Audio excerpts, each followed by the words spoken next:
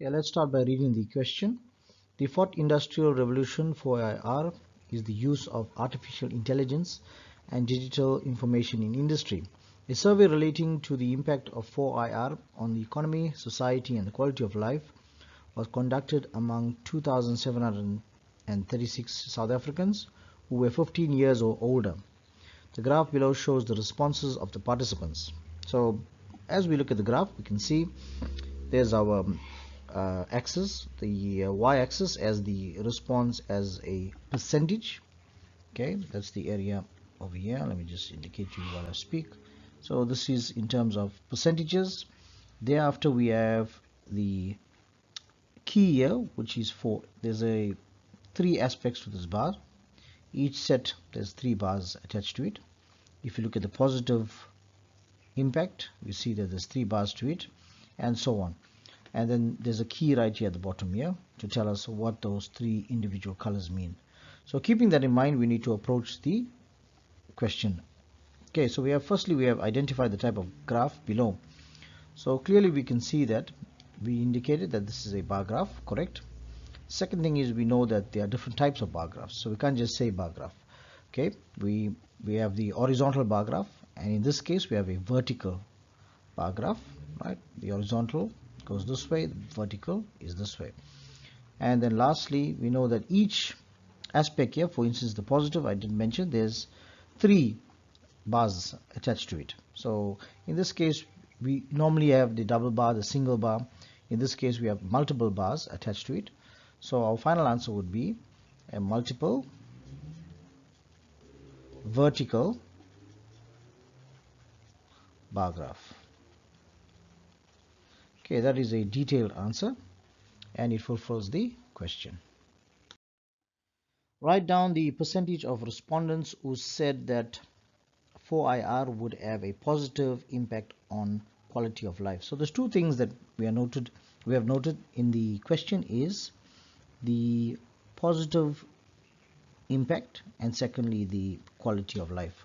So we're looking at the graph, we can see that this is the positive impact, and then in terms of our key, that's right over here, we notice that the quality of life is there. So we need to look for these indicators in the graph.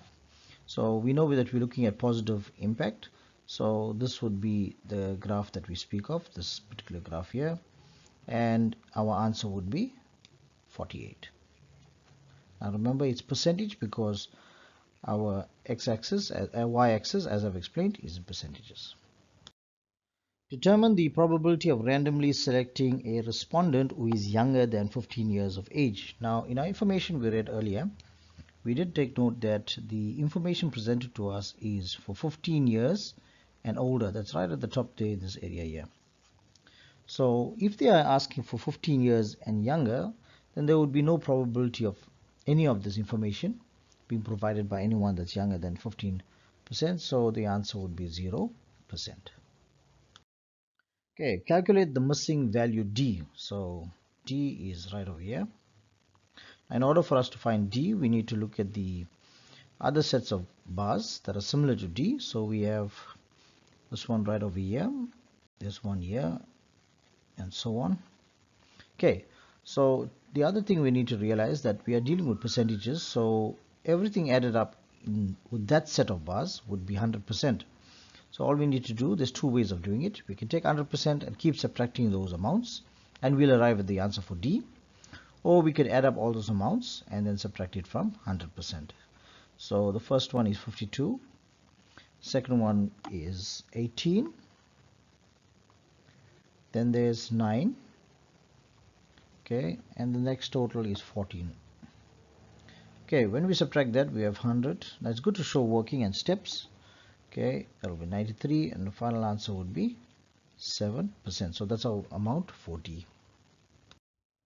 State one other graph that can be used to represent the data above. Okay, so just to explain to you how this would work, let's for instance draw the graph. We have 10, 20, 30, 40, 50, 60.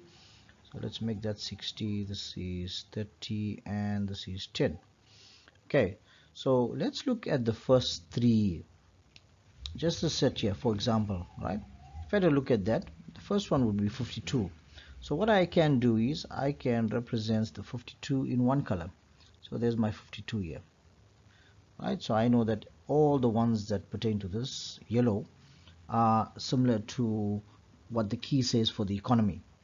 Then I would take another color, for instance, and I would represent the 49. So the 49 would be somewhere around here, right? And then thereafter I can take another color and represent the, and now remember that 49, the blue would represent the society. So let me just indicate to you how I work this. So this would go there, the blue would go there for those ones, and the, let's make it purple, would be this one here, would go for that. So that would be 48. So this would be 40, that would be 48, would be just below that there, say around there. So if I keep this going on with separate bars, right, I can keep this going on and it can still be readable. But what we notice that is the lines being formed, but these lines are not joined. So this here is what we indicate as a broken line graph.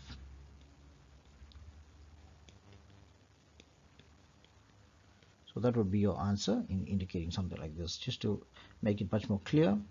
So we have 18 for the next color, so let's just put 18. 18 would be, that would be 20, and there 18 would be somewhere on there. So I would go on in that pattern there, and that gives you the broken line effect.